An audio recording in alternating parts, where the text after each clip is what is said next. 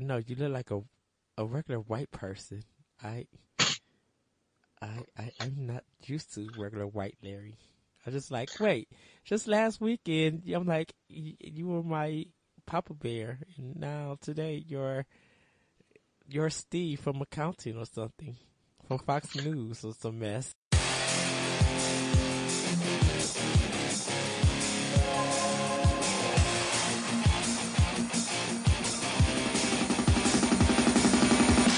Starting the recording.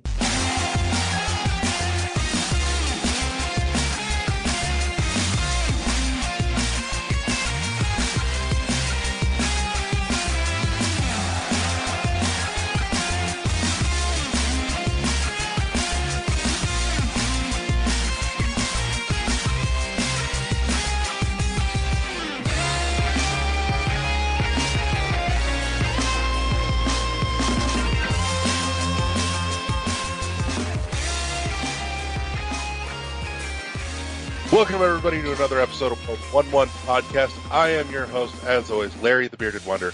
With me, as always, is my sidekick, Eddie Magic Head Nestle Chocolate Wonder Ball V. What up, Eddie? I lost my voice earlier this week, and I'm still recovering. But hello, everybody. All right. Well, we're gonna keep you talking until you lose it again, just because I'm a sadistic asshole. Yeah, pretty much. Eddie, what have you been playing this week? I finished Horizon Zero Dawn for PlayStation 4. I actually had a good conversation with one of my friends on Twitter, JR. You guys can check out his podcast, X to Jump podcast. It's like a PlayStation podcast. And we literally were just having a real good talk about it. And it ended up actually turning into a Zelda discussion. And unfortunately he had to leave, but we was having a really good discussion. Me and you might have this discussion one day too. So yeah, Horizon I finished. Oh my goodness, I love you so much. Where did you find that at? I'll tell you when you're done. Don't worry. Oh my goodness. And I know we've got no video this week, so it's audio only. So for everybody listening, I will tell you what the hell we're talking about, or what I'm showing Eddie in just a minute. But, yeah, Eddie, keep going. What you got? Project X Zone 2 for 3DS. I'm still working on that, enjoying that game. Literally laughing out the dialogue. They still talk too much, but getting through fights and leveling up. Really enjoying that game. Mass Effect Andromeda. I'm getting through. Thought I was still done, like I said last time, but still making my way through that. I actually had to move my book stand so I can put my Xbox One and PS4 games up there. But I'm about to get ready to do Mafia 3 and definitely hook up my Wii U this week and definitely get more into some Nintendo games for the console because I really want to finish Paper Mario Color Splash and Tokyo Mirage Session. Played a little bit of... What the hell happened to finishing Metroid 2? You were almost out of August. Yes. I think I'm gonna wait for Samus Returns. I'm sorry, Larry. You gotta play it. You gotta have a point of comparison. I know, but dude, 3 hours. Come on. I've been trying. Like, you know what? Dying over here. Sorry. I literally should have just sat by you and had you force me to play it while the Microsoft Gamescom thing was on. Yeah, you could have finished it by the end of that stupid piece of shit. Yeah, but then I was playing board games with you, which I have fun. Sorry I didn't return for the second game. I was like, I gotta get notes and stuff ready, set up. But I actually had fun playing Cards Against Humanity last week, and the other game that was super fun. Yeah, that was really fun. I know you said it was a 360 game. 360, yeah. Yeah, you know what? I didn't even look it up to see if they did it backwards compatible or anything for one. I probably got to check. But it was find out while we're talking. Yeah, it was a really cool game. Also, we're playing Ys Origins on PS4, getting that together. Like I think, like I said, I'm 1/4 way done, so just playing that. I think I'm jumping into Mafia 3. before this week, this Friday, because hopefully I'm going to be picking up Hellblade and Uncharted: The Lost Legacy. I'm gonna pick up those two before I pick up Destiny 2 that following Tuesday. Then Samus Returns, and then go on my trip to Ohio. So just playing a lot of games, getting the stuff ready, doing some other podcast recording, but yeah, and then I'll jump back into my Xbox One to finish some games up, cause I have Far Cry 4 for my Xbox One, and I kind of want to catch up what I did on PS3, and I kind of want to really beat that game, so that's what I actually been playing and what I've been planning to do. Right on. Okay, so I can confirm Carcassonne is Xbox One backwards compatible. Ah, cool. Is it? I'm staring at it right now. Did they make a physical copy of it or just digital? No, it's digital only. It It's was digital. Live Arcade. Oh, okay.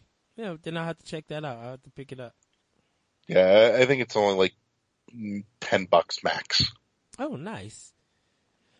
But even the actual hard copy of the board game is not that expensive. You spend maybe like $25 on it. Yeah, and that comes with 2 expansions. There is a game shop in Chicago, or that might sell it, or I probably got to go to Schaumburg like I would feel. But if I go to Schaumburg, I'm gonna end up at like the sushi place, Cinnabon. I'll end up there. We got a couple of shops around here too. If next time you're in town, I'll take you over. Oh, well, you're coming to my town in October for the Blue October concert. Yep, that's going to be a one night. That's literally there and back. We're not even staying overnight. So, are you taking that day off, or are you working early that morning? I'm taking the day. Oh, okay. Hopefully, we'll end up leaving early. We'll make the stop in Rosemont to hit up Fogo and then get to the show. And we've got meet and greet passes and all that good stuff. So I want to be like, maybe at the McDonald's in front of the hills before you hit Libertyville. But seeing what time I work that day, because they're now thinking of putting me overnight. I'm like, are you serious? But I'll let everybody know how that's gonna go in the future. But yeah, Larry, what you been up to? Oh, quick question: have you heard of a game called Mages of Mysteria, or something like that? What is it? Mages of Mysterious, or it's some game on PS4 that came to Xbox One. It's like a top-down RPG. In a way, the name sounds vaguely familiar, but I couldn't place it right off the top of my head. Well, yeah, I'll find it. Everybody, I apologize for the wrong name. I'm thinking of getting it for 1. I know it's on 4, but I'm into Undertale. I want to get that for 4, and I want to get the Mages one for 1. Yeah. So what have I been playing? I've been playing The Sims IRL. It has been nothing but trying to keep my house from burning down all week. Oh, wow. Okay, it's a little overdramatic, but basically it's been a lot of housekeeping all week, just trying to deal with one minor crises after another. So it's been a busy week, and there's been little of any time to actually relax. Like the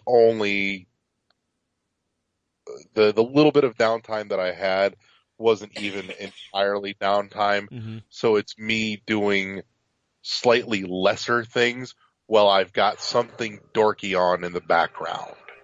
So I've been playing catch up on a couple of TV shows while I've got the opportunity. So I've been trying to catch up on some of my DC stuff. Oh, Jesus. The hell? Yeah. There we go. Fix that. So yeah, mostly been trying to catch up on Legends of Tomorrow. I haven't watched that yet. I haven't started it yet. And the Defenders, I haven't started. Yeah, I am way, way backed up on my Marvel stuff. I'm only like a season behind on all my DC stuff. Hmm. Um, honestly, as much as I liked the first season of Daredevil, the second season lost me halfway through. And I really liked the first season of Jessica Jones, but I just haven't brought myself to start the other Marvel shows like Uh-huh. Luke Cage and Iron Fist and Defenders as a result. But um, the DC stuff, like I liked a lot of the first couple seasons of Arrow. Arrow's gotten obnoxiously dark, and I haven't watched any of the last season yet. I haven't watched any of the last season of Flash. And as the last season of all the DC stuff went up, the first thing I jumped on was Legends, which I know seems to be everybody's least favorite, but Hmm. honestly, I know I'm in the minority here. Legends had my favorite character out of the Arrowverse at this point, which they killed him at the end of last season, but Leonard Snart, Captain Cold, I thought was probably the best character out of the Arrowverse. He had probably he was the most dynamic character who actually had like any real growth as a character in his writing. Hmm. Um, and I greatly appreciated that. Not to mention, even from the get-go, even though he was an asshole with scruples. So, Wow. well, no, I mean it too, because because he started out with the Flash as one of the villains, and Yes. here was a villain that had no superpowers either. He just had the cold gun. But the thing is he was not really a murderous asshole. He was just a thief. He liked being a thief, and he eventually he had a sit down with Barry, and they struck a deal. Said, all right, here's the deal. You don't kill anybody, and I leave you the hell alone. You go on stealing shit. As long as you don't kill anybody, I won't throw your ass in jail. And Snart said, deal. And he actually stuck to it, too. That's the thing. So, I mean, he's a villain, and he's an asshole. Uh-huh. I mean, he is a flat out asshole. But he's got scruples, to a degree. Like, he's got some sense of honor of sorts.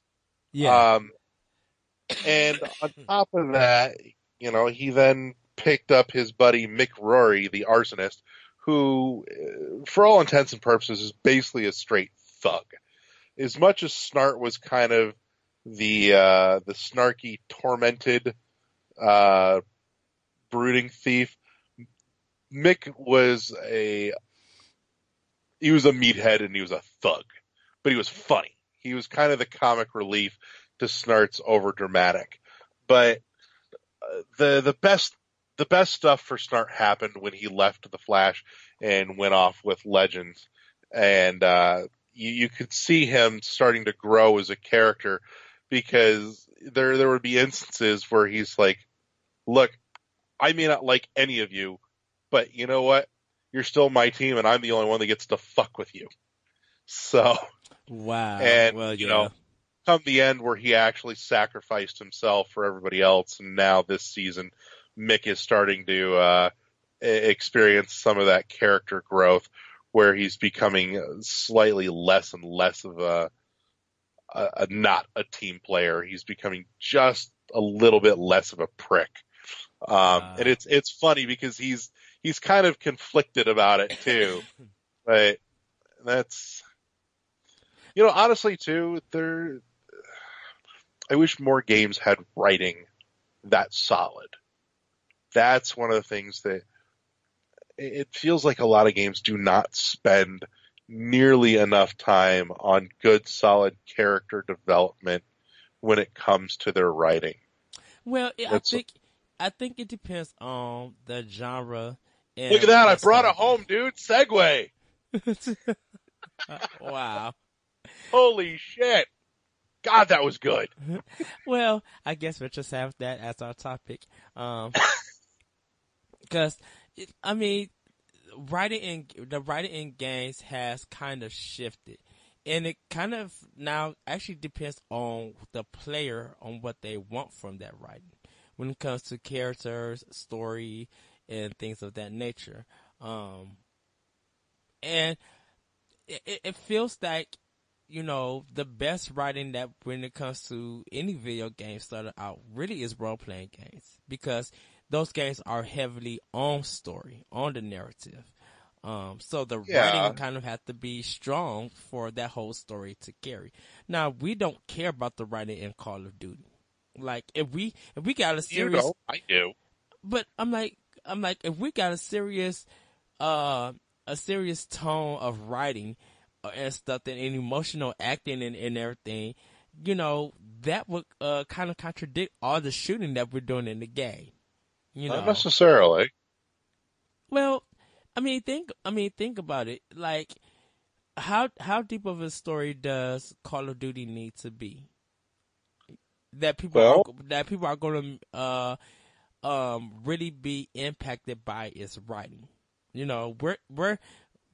We with Call of Duty, we got so numb to it with the multiplayer, the gameplay, and all the shooting and stuff that we laugh at anything of that they do writing wise or cinematic wise. Like the really depressing X to lay down the flag or pay your respects. Like people were like laughing at that, making gifs of it.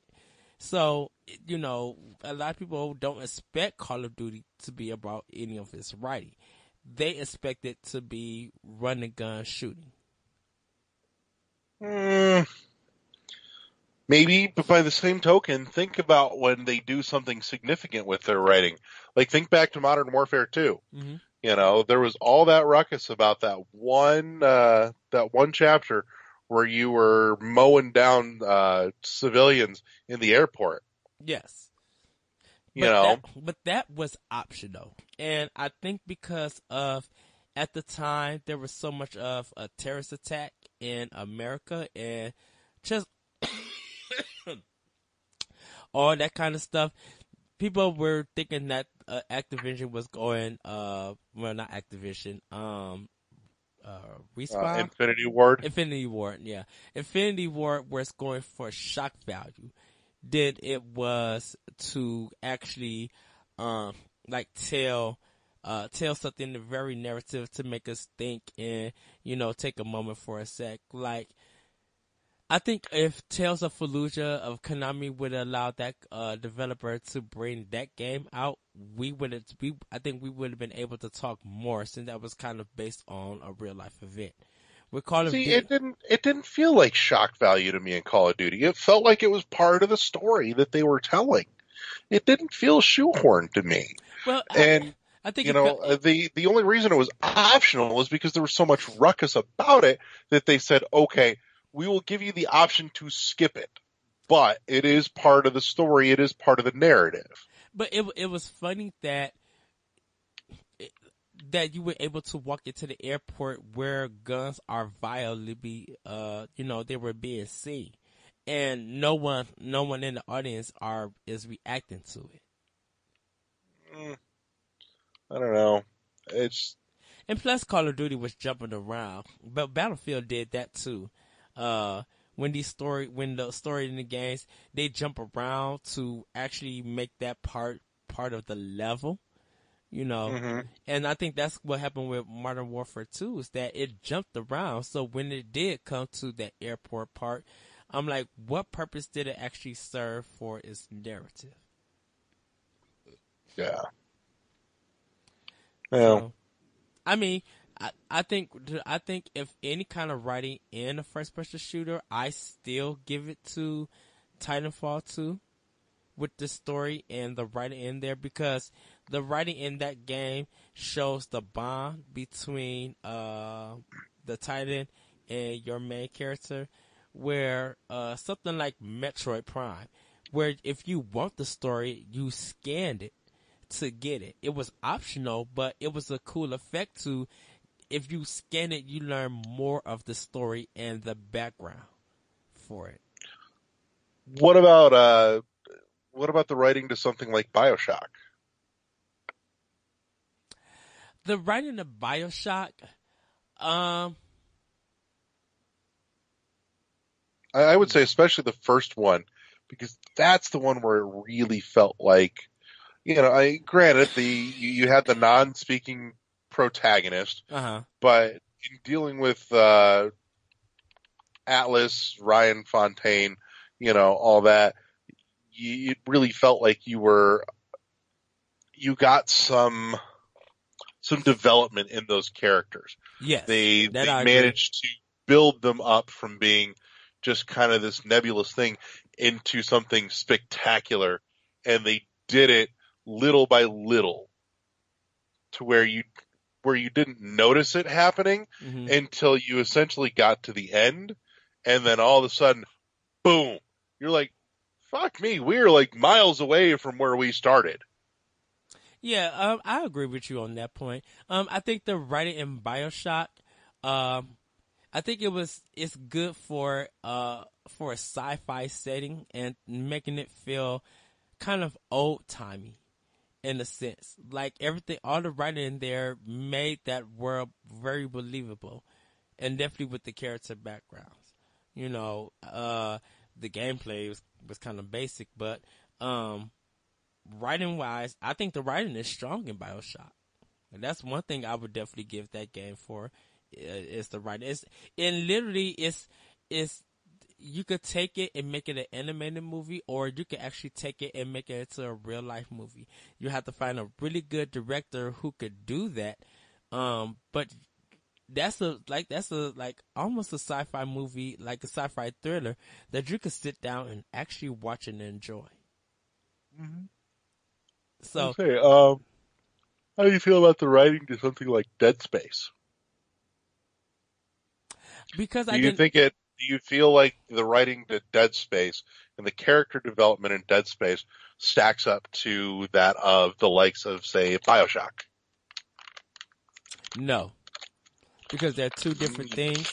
I think Dead Space is more B movie material, like straight. Really? Yeah, I think it's more straight to DVD um material as in its writing. Like if That hurts. I mean Ouch. it might hurt, but I think the writing like in Eternal Darkness is stronger than Dead Space in a manner. Ooh. Mm. It's stronger. I think because I think it's stronger in the sense that uh the cycle the site uh the psychological thriller aspect, you know, the tone is told through its writing. So it makes you feel that, it makes you feel like you're reading a book or reading or in a movie or something. And Dead Space just kind of felt like, well, this is more of Aliens meets Resident Evil in space. So I'm not saying that the writing in Dead Space is bad, but it's not strong enough. It literally Dead Space could have been an animated movie, which I think it is, and They had a couple of animated companion pieces, yeah, yes. and it feels like it could be a straight to video DVD, and people really don't talk about the story thing in Dead Space, you know. I would say they should, because honestly, Dead Space was a great commentary, especially on the likes of religion and religious zealousy, because that was a big driver in the huge fuck up that happened in Dead Space. About see, re, hmm, Because it was all about the blind faith of the Unitarians oh that yeah. led to the marker coming on board and fucking with everything. But that's almost kind of like Final Fantasy X, that blind faith playing with religion or having some aspect close to religion, you know. And I was talking to Moose about this from NGR. And I kind of actually asked him. I'm just like, definitely with Far Cry 5 coming out next year, like how is Ubisoft going to tackle this religious cult?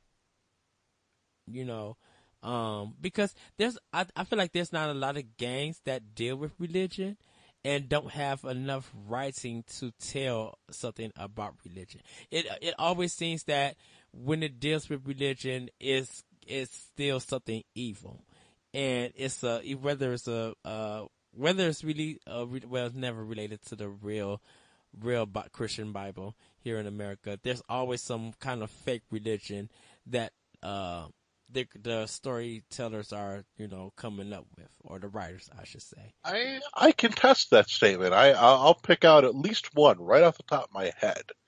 I would hit on the Binding of Isaac for one, because the entire premise of the Binding of Isaac is based off of the story of Abraham. Mm-hmm. But see, the Binding of Isaac, like, does it really have any kind of writing, like a narrative? Because you're mostly right, and I don't know if it's like it's telling it through just moving pictures, or it's pictures, and then it just throws you in to be shooting stuff. There's something about it that sorry about that. I think if it had more of a narrative for Binding of Isaac, I can agree, but it's kind of hard to tell. Because it feels like that is the premise, but it's pretty much, you're in an arena and you're shooting stuff. So don't worry about story. Yeah, I mean, it's not necessarily story heavy per se, mm-hmm. but I would say too, I would venture to say that there are probably more out there than we realize, at least here on our side of the pond, mm-hmm. because you got to keep in mind there's so much religious content that gets edited out when it comes to the States. Oh yeah, in translation. Xenosaga, or what was, I think Dude, it's go back to the old original Final Fantasies. I don't think that one had anything about religion. Oh, dude, something as simple and basic as the fact that what were like churches mm-hmm. ended up getting replaced by what the hell was it? I want to say it was the hospitals, essentially. Because even the Legend of Zelda, healing.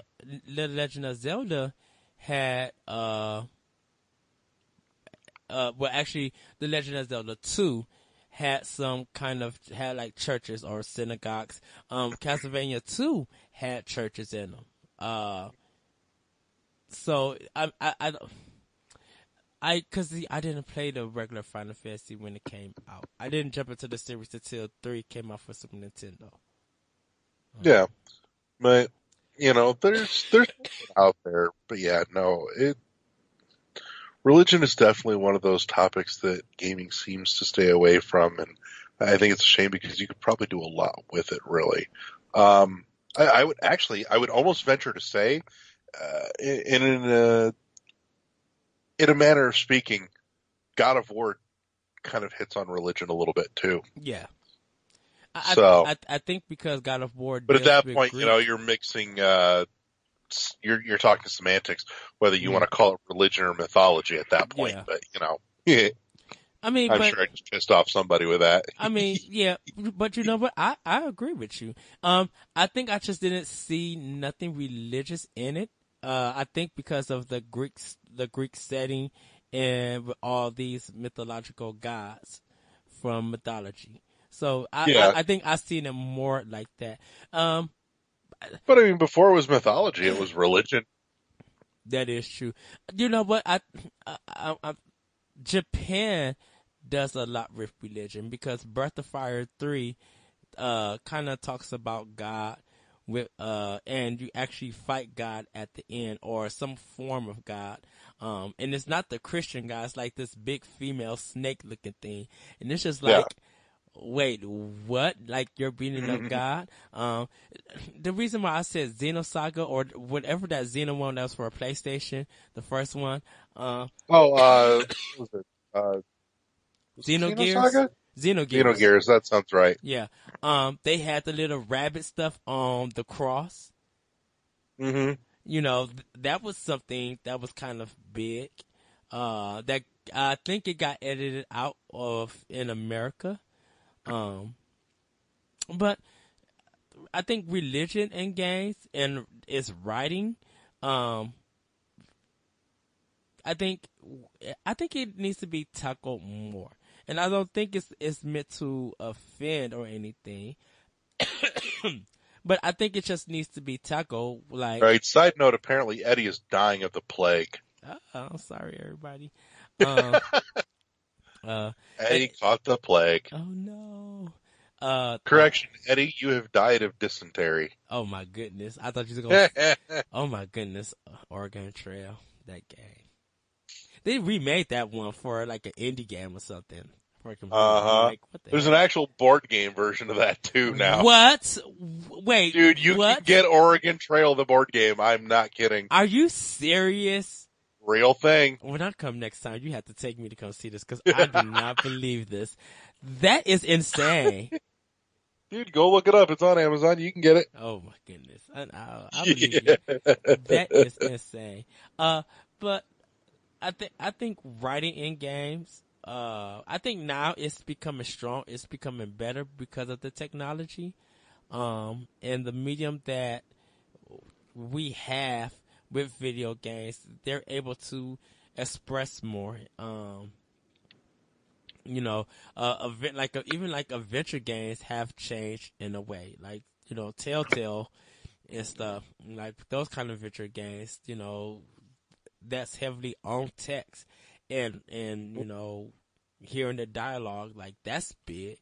So the writing Telltale is the new text adventures. Pretty much. Like that writing has to be good. I don't know so much about text adventures. I don't know if that's still around or people are still making them.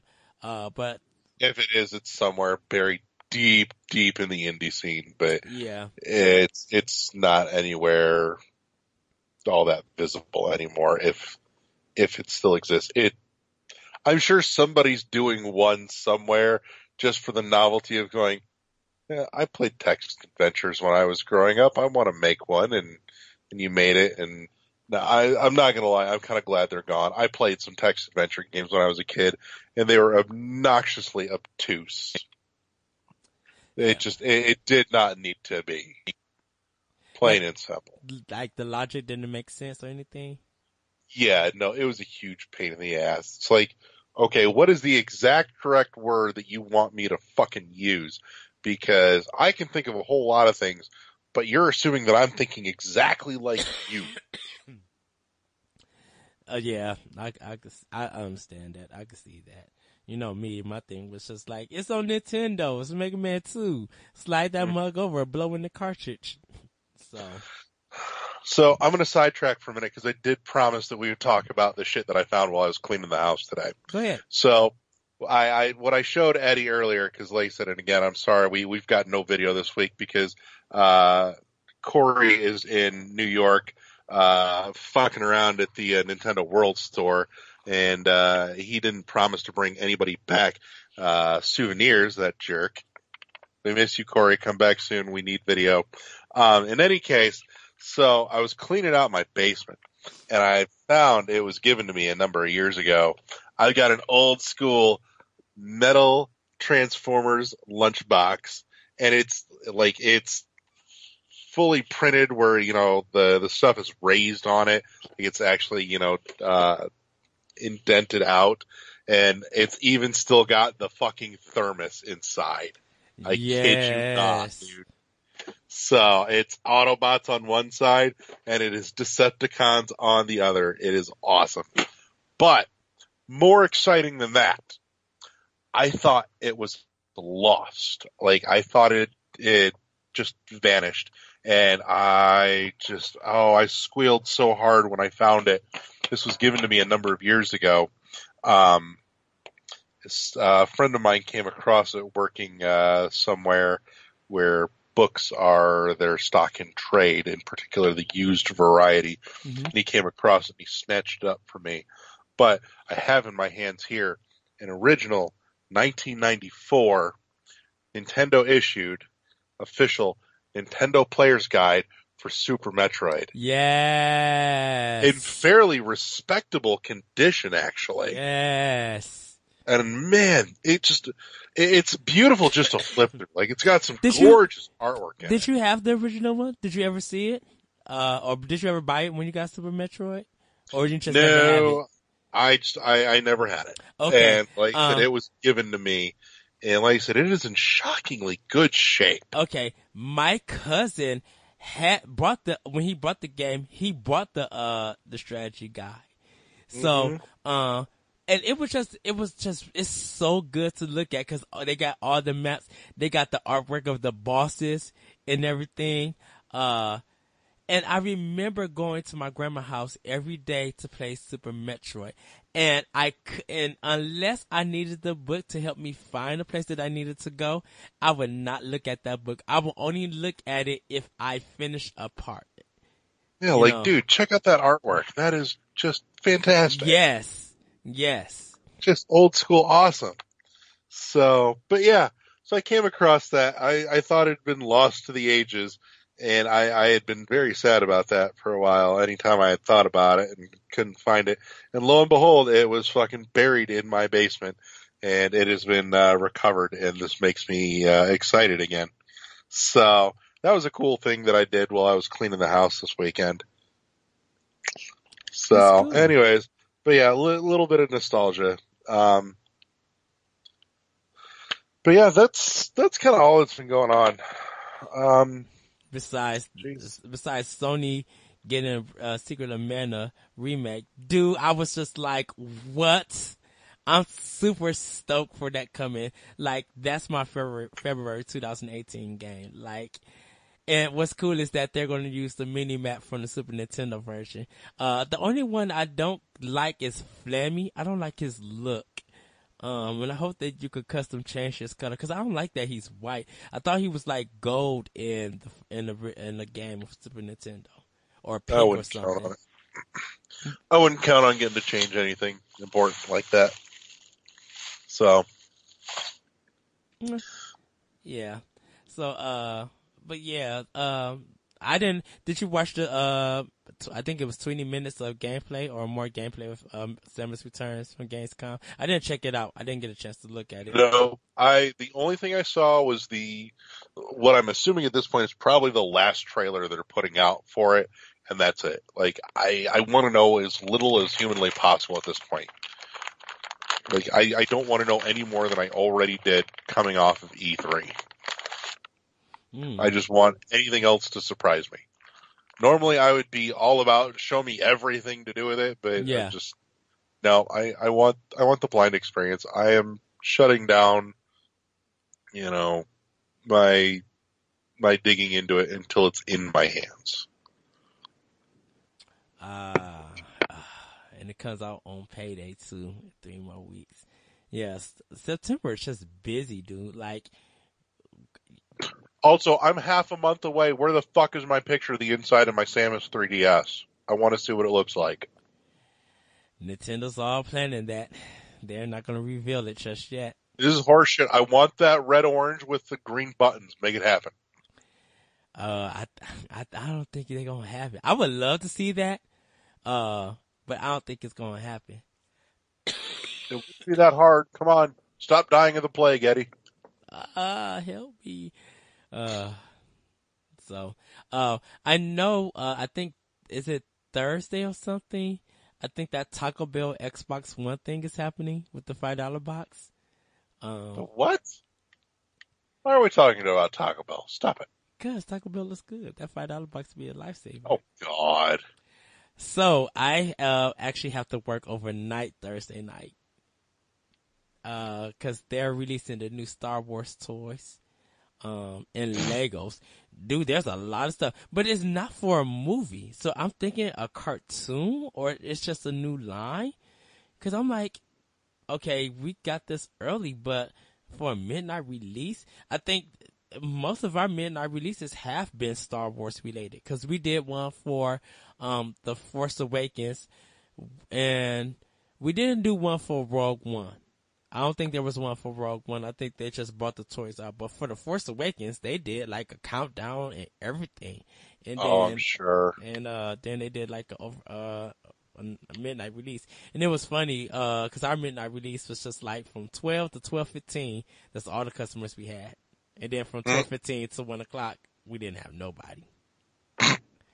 But shit, we got paid for it. And like, we got paid for 4 whole hours. And like, we get double time after 10 o'clock, so.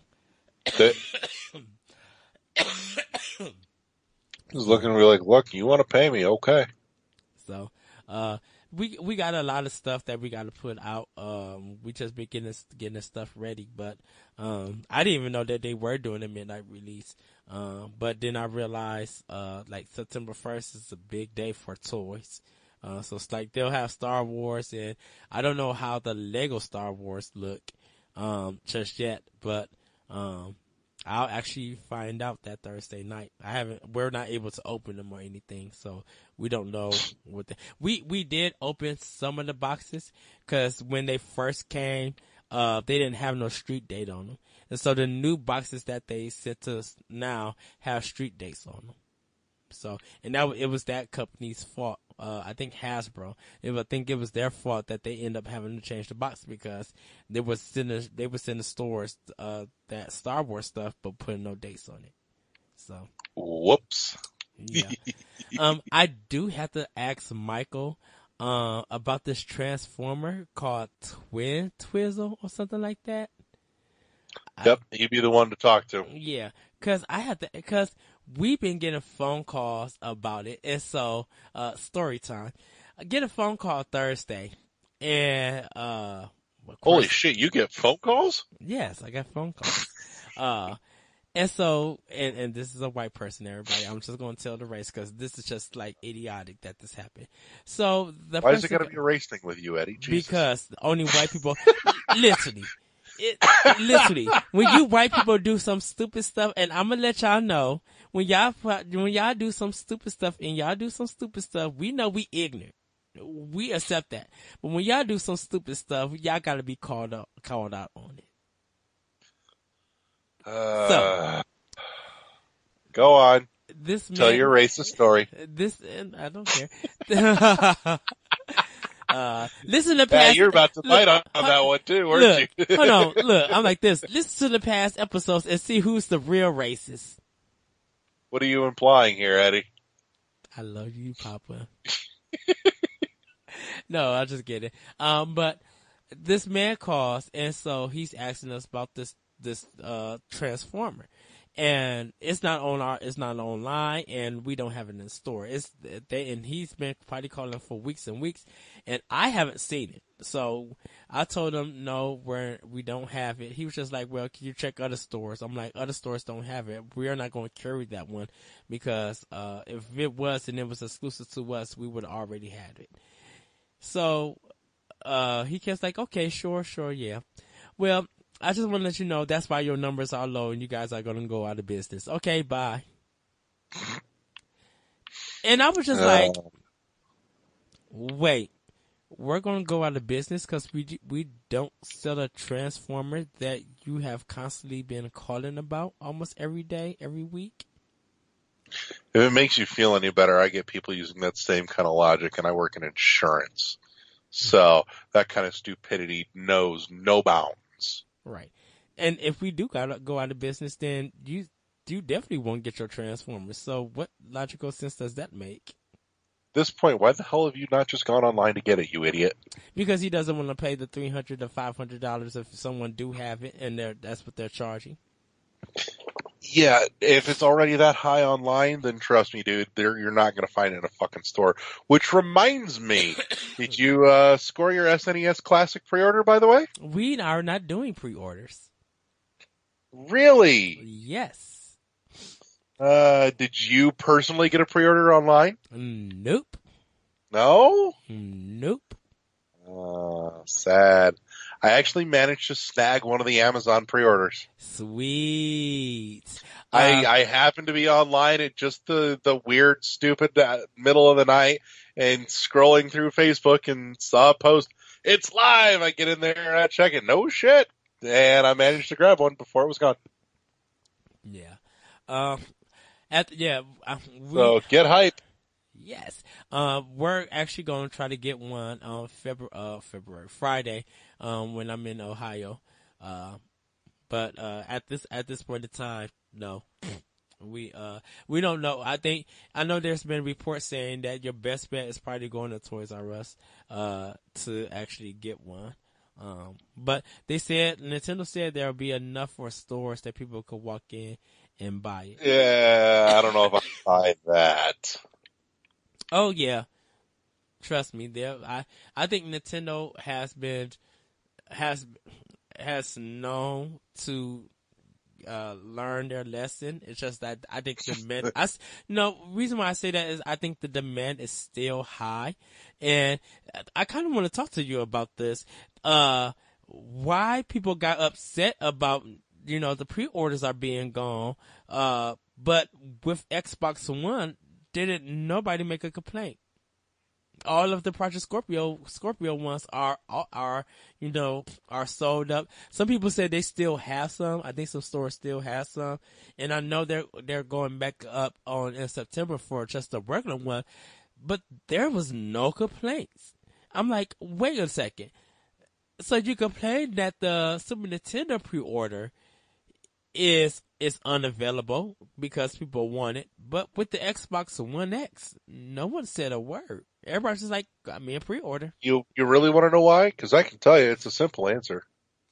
Go ahead, please tell. One X isn't designed to be something that they sell for a couple of months and then stop manufacturing. Yeah, but you would think for people who didn't care about OX that there would still be a ton of pre-orders, that nobody would be trying to buy it. Yeah, you may not get a pre-order, but it's not going to be a hard thing to get your hands on with just a little bit of time. The SNES Mini, though, is going to be an enormous pain in the ass because, there's so many people out there that are scalping as many pre-orders as they can for the purpose of turning around and jacking the price to fuck everybody, that it's a problem. And and no matter how many you put out there, it's gonna be a problem. Because the simple fact of the matter is we already know that it's only going to be in production for a handful of months and then it's gone again. That's it. There will be no more. And so that makes it the ideal thing for the scalpers to go after. On the other hand, any of the major consoles as they are right now, not an issue, because you know what? Those companies are going to keep manufacturing it. But it's not that hard. But you know what? The scalpers they did that with PlayStation 3 and didn't nobody buy it. Someone was trying to do one for $1,000. I'm like, you an idiot if you ever played that. And then I think maybe 2 weeks after, they were at Best Buy, fully stocked, and people just like, well, whatever. Mm-hmm. I mean, even the scalping on the Switches is almost completely gone. I mean, they're not super readily in stock, but it doesn't take much work to find one. Yeah, you got to put in a little effort, but at this point in time, 6 months, 6 months in, you're fairly hard pressed to not find one.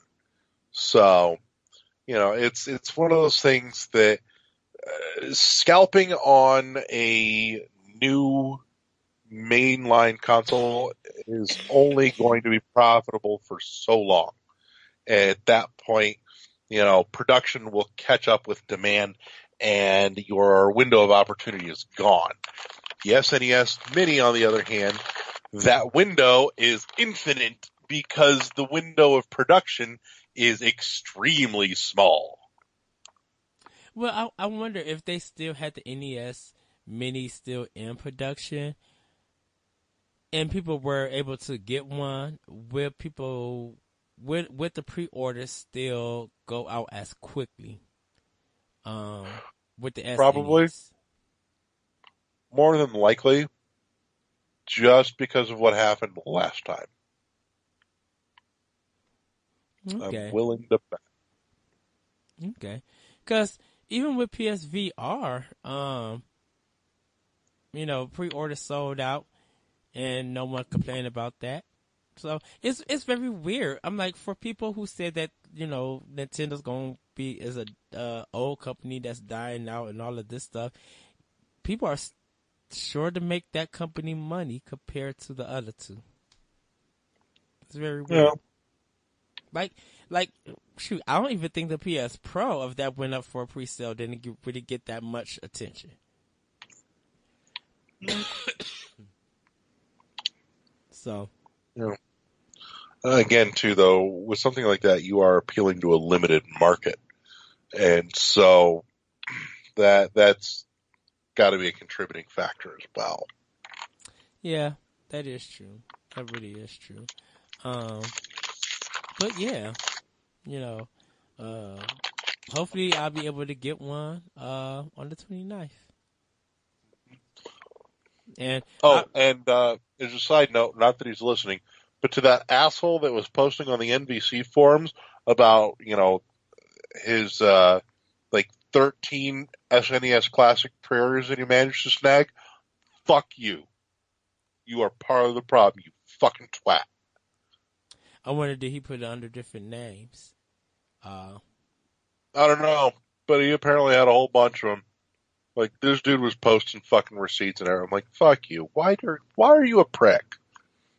Like, I get it, it's free market, but seriously? That's like what? Go. I know. I'm slightly conflicted because, I have great respect for capitalism and, the free market economy, but still, dick move. Well, I think that's at the very least, if you're going to do that, don't sit there and be a shithead and rub it in the faces of other people who want it.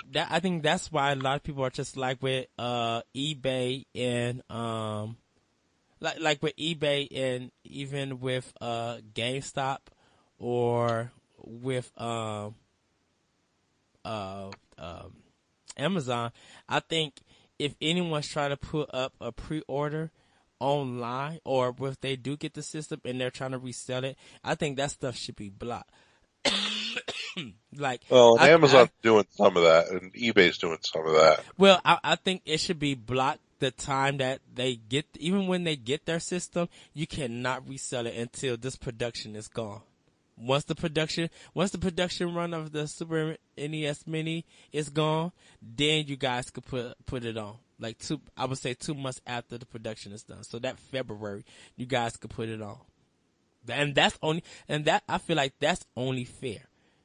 Because if Amazon gets some more, no one's going to be trying to buy your $400 Super NES Mini. Like, if anyone, but the minute Amazon gets more, they're going to be gone in about 10 minutes.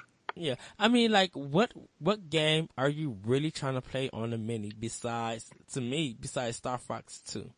Like, that's the only reason why I actually need the Mini. I'm like, I played everything else on here. Like, you don't got Teenage Mutant Ninja Turtles: Turtles in Time, so that's not a big factor. I got Secret of Mana, and then I'm gonna have the new version, or if I want to order the collection from Japan and play the import, I could do that, because, Secret of Mana 3's not on there. You don't got Secret of Evermore on there. So, like, a lot besides F-Zero?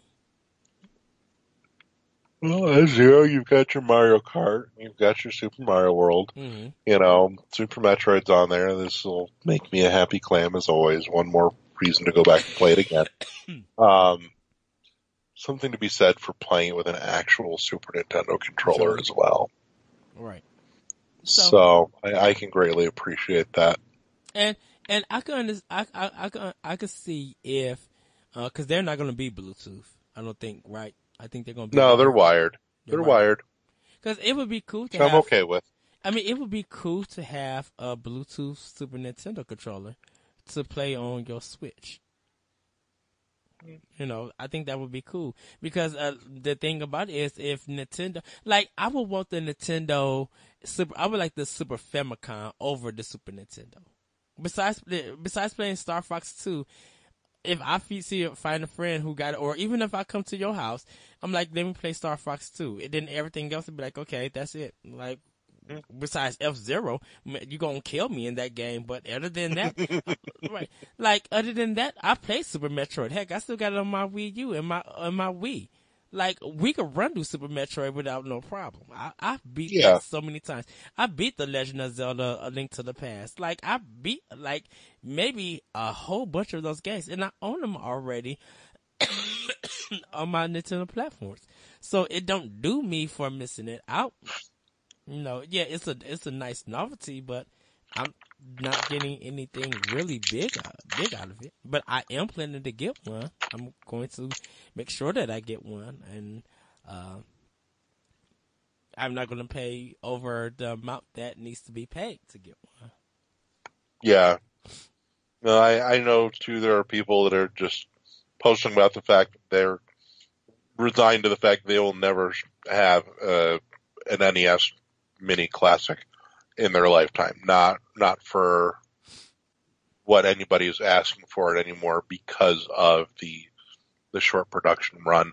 And I'm sure we'll see more of that a year down the line from the SNES Classic.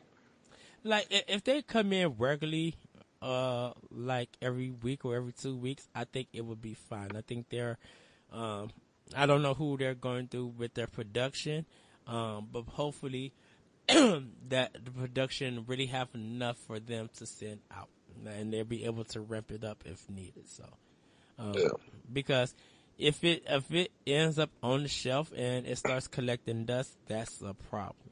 Then they made too much, you know. I don't think it'll happen. I mean, they will sell out of every unit they've got. Well, yeah. So, but Eddie, pimp your shit. Yeah, you guys can follow me on Twitter at @thatretrocode. You guys can find me on Twitter at @thatretrocode.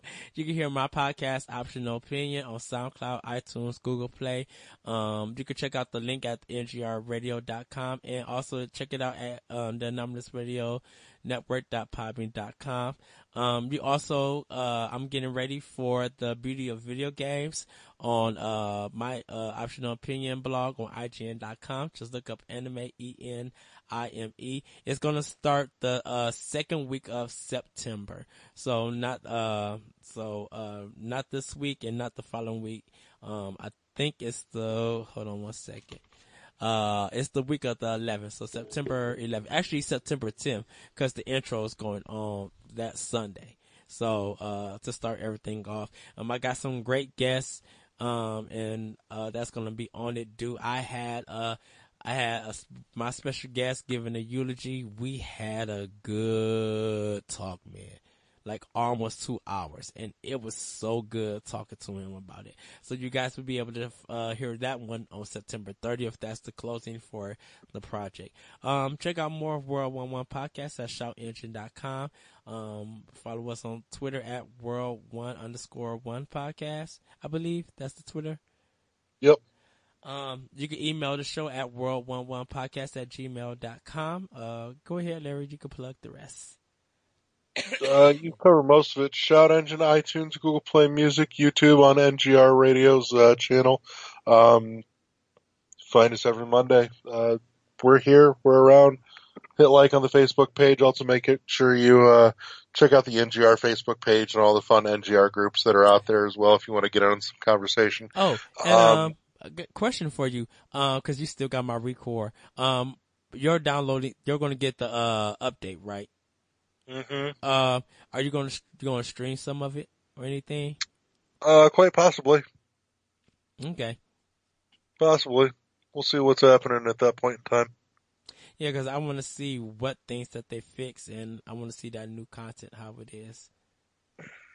I may actually start record from scratch at that point. Okay. It's been so long since I stopped playing it. I'm probably just better off starting it from scratch anyways, because I'll have completely forgotten what the fuck I was doing. Oh, shoot. I hear you. I know I was at the end part of the game, and I had to collect some more cores to get further up in the thing. I hated that part of the game. Yeah, it's a little... God, it definitely harkens back to Spyro, the old original Spyro, where you've got to collect everything to finish. I'm like, really? You're gonna make me find the one fucking gem that I missed somewhere 13 hours ago that's probably hiding on top of something that you can't see, and you're just gonna wander around. God, fuck you. Yeah. I think I'm gonna try to stream Friday. If you guys want to check it out, it's the Lyrical One on Twitch. I think I'm gonna try to stream a Xbox game, something. I think I might do Rise of the Tomb Raider. I might want to stream that one. If not, I might do the Division or something, or might actually go back to Resident Evil 4. Just do something for fun. I might do it this Friday. So if you guys want to check it out, come on. I'll put the link out on ngrradio.com. You guys can check me out. So, yeah, that's it, guys. We'll see you next week. All right, and see you guys, next time. Bye. Peace.